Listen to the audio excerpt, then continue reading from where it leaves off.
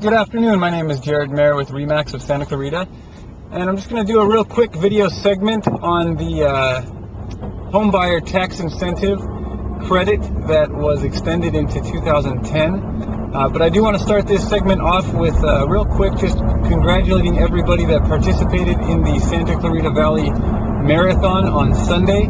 It was my intention to do a video on Monday, however, shortly after I started recording, I ran out of batteries, so please don't hold that against me. So to get us started, the federal tax credit for homebuyers has been extended into part of 2010. This new credit does take effect December 1st, 2009, and goes through to April 30th, 2010.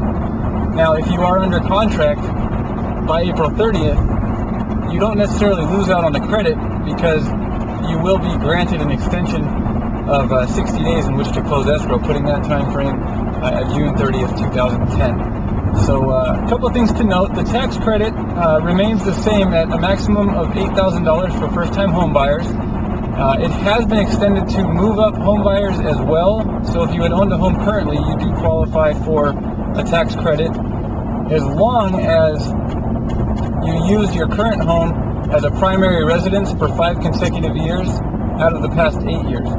And the only, not so much a downside, but the only difference between the first-time homebuyer tax credit and if you're a move-up homebuyer and utilizing the tax credit is the tax credit for a move-up homebuyer is capped out at $6,500, whereas the first-time homebuyer tax credit remains at $8,000 maximum. So, not terrible. You know, it's not a huge difference, but I just wanted to note that for you.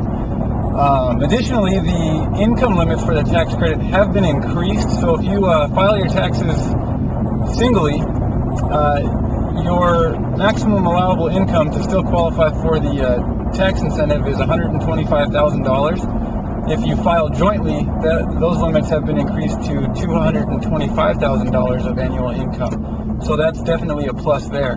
Now, it is important to note that the property itself must qualify for the credit, and they have currently placed a limit on properties $800,000 or less do qualify for the credit. So I believe if you're purchasing a home over the $800,000 price point, it does not qualify for the tax credit incentive.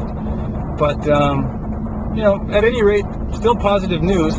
The other thing I do want to note is that the IRS has put additional security measures on the credit because they were finding that many home buyers were, you know, not being totally honest when purchasing a home and doing whatever they could to qualify. And now a lot of those cases are coming out, and we will be hearing more about them in the coming months. So I hope that helps everybody in understanding the new tax credit. And should you have any questions or if you'd like to get in touch with me, please do so.